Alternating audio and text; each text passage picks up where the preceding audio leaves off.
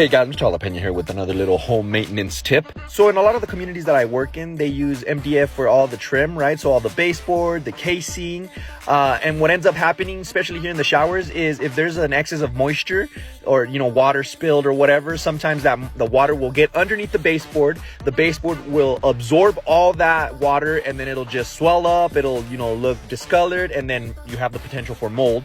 So what you want to do here is I always recommend caulking, where the baseboard meets the floor. That way no water gets underneath. So what I like to do is place a little bit of blue tape about a 1/16 away from the baseboard, just because I want that water not to seep underneath there.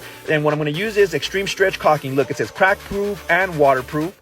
And I like it because if there's any movement or, the house settles a little bit, it's not going to crack and it's not going to be as bad as like just the regular caulking. Once you apply the caulking, you want to make sure you always have a wet rag with you. That way you don't make a mess, right? And then it helps your finger kind of glide through the blue tape and the baseboard. Just make sure it doesn't come out the sides, because then it's going to look pretty bad. And then look, just always wet rag, and the homeowners have the paint, so that's always a plus. I'm going to cut in with my brush, right? Just make sure, I probably like 10-15 minutes before I paint it. Just make sure you don't dig out the caulking, because it'll defeat the purpose, right? We want it to be super waterproof. And then also I'm using a foam roller because I'm going to just, roll the whole baseboard.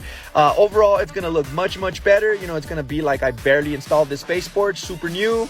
It was a little bit dirty, just make sure you wipe off the area before you put the blue tape, or, you don't want any of the debris going onto the baseboard, especially if you just strained out your paint.